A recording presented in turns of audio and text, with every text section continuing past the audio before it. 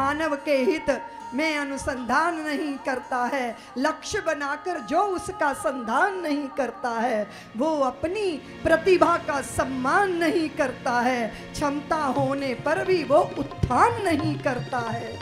इसलिए जब सद्गुरु की शरण में आओगे तो फिर समझ में आएगा कि मुझे पानी जैसा पानीदार होना चाहिए और प्यास बुझाने में मेरा किरदार होना चाहिए। मेरी भूमिका क्या ऐसी रही कि मैंने किसी की प्यास बुझाई, मैंने किसी को गले लगाया, मैं किसी का समाधान बना, मैंने रोती आंखों के आंसू पोंछे। जो पानी के जैसा पानीदार नहीं होता है, प्यास बुझाने में जिसका किरदार नहीं होता है, जिसका अहंकार खारेपन का असीम सागर है, उससे तो अच्छी मीठेपन की छोटी गागर। तू बड़े हो सागर जैसे, वो विराट सागर जैसा है, लेकिन क्या करेंगे उस सागर का, क्योंकि वो तो खारेपन से भरा है।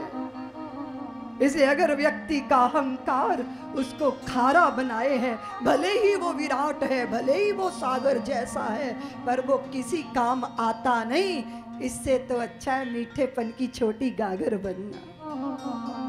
इसलिए संत कहते हैं कि सूरज ना बन पाए तो कोई बात नहीं, बन के दीपक जलता चल, फूल मिले या अंगारे, सच की राह पे चलता चल।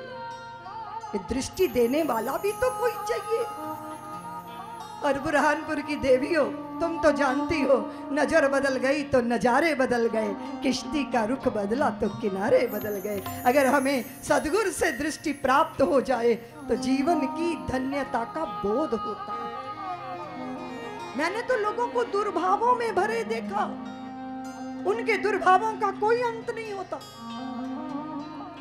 पतझड़ को देख देख के ही जो बसंत माने बैठे हैं, सौरों के बौर को देख के जो बौराने लग जाते हैं, उनको देख के लगता है कदाचित इनको किसी संत की शरण मिली होती तो इनके दुर्भाव सद्भावों में बदले होते। इनके रोम रोम से निकलता फूलो फलो सदा ही जिसका रोम रोम कहता हो, ऐसा जो पतझड़ को भी बसंत का दान दे सके, वो व्यक्ति वरदाताओं को भी वरदान देता है। लेकिन वो कौन होता है? जो शिष्य होने की कला सीख जाता है। शिष्य होने की कला कह रही हूँ देवियों, तुम कह रही हो मैं पूरा गुरु ढूंढ रही हूँ, और मैं कह रही हूँ तुम शिष्य हो जाओ तो सारा संसार तुम्हारा गुरु हो जाएगा। नदी हवाएं प्रकृति जड़ जंगम, शिष्य होने का अर्थ है सीखने की प्रक्रिया में संलग्न होना। मैं सीखूंगा, मैं करूंगा। और जब तुम शिष्य हो जाते हो, सीखने लगते हो, तो बड़े बड़े काम खुद करते हो पर अपने सहयोगी को श्रेय देते हो। और जब तुम सीखने वाले नहीं हो, अहंकारी हो, तो दुनिया से करवा के अपना श्रेय लूटते रहते हो। और ऐसी जड़ता का सबको बोध हो जाता है। इसलिए गुरु के मिलने से क्या होता है? उगरई बिमल विलोचन ही के, मिटई दोष दुख भव रजनी। आंखें खुल जाती हैं अंदर की। और देखो देवियों, ये आंखें फूटे तो बड़ी बुरी बात नहीं है। हमारे देश में अंधों को अंधा नहीं बोलते, सूरदास बोलते हैं। अब धृतराष्ट्र की फूटी थी ना आंखें, कोई खतरनाक बात नहीं थी, लेकिन उसके हृदय की भी फूटी थी। वो आंखों के अंधे थे ही, पर हृदय भी अंधा था। और साथ में पत्नी गांधारी, आंखों पे पट्टी बांध ली। आप बड़ी तारीफ करती हो कि हाय हाय गांधारी ने कितना तप किया। ये कैसा तप जो ना पति का कल्याण कर सका, ना पुत्रों का कल्याण कर सका? ये कैसा तप? ये तप नहीं था, ये क्षोभ था, ये वितृष्णा थी, ये गुस्सा था कि मैं इतनी रूप लावण्य की मालकिन हूं, पर मेरा प्रेमी, मेरा प्रियतम, मेरा पति ही अंधा है। क्षुब्ध होके आंखों पे पट्टी बांधी थी।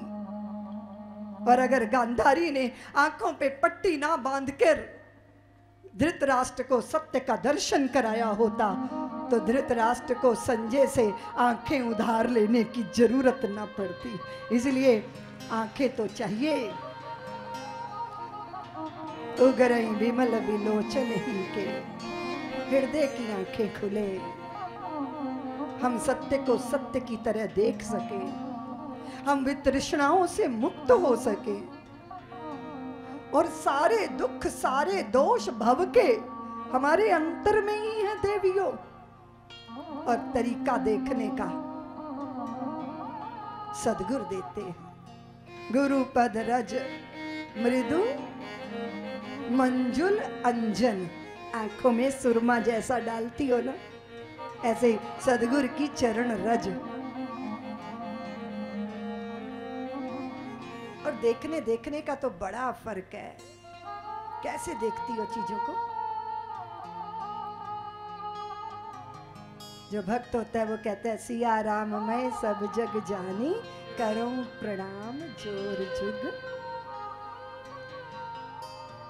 एक ऐसी आंख है जो जगत में जगदीश्वर को देखती है।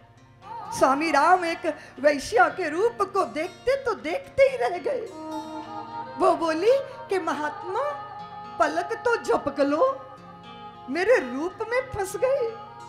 तो स्वामी राम ने कहा देवी ना तुझे देखता हूं ना तेरी सूरत को देखता हूं, तुझे बनाने वाले की करामात को देखता हूं। जब कृति इतनी सुंदर है, जब सृजन इतना सुंदर है, तो बनाने वाला कितना सुंदर होगा। ये दृष्टि है देवियों, दृष्टि तो है ना। और सारा कमाल दृष्टि का है। हमने कैसे देखा?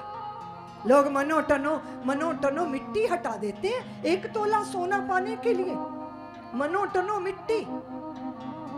देखने वाले दुर्गुण दुर्गुण देखते हैं, पर जिसने देखना सीख लिया वो दुर्गुणों की मिट्टी नहीं देखता, वो सद्गुणों का सोना देखता है।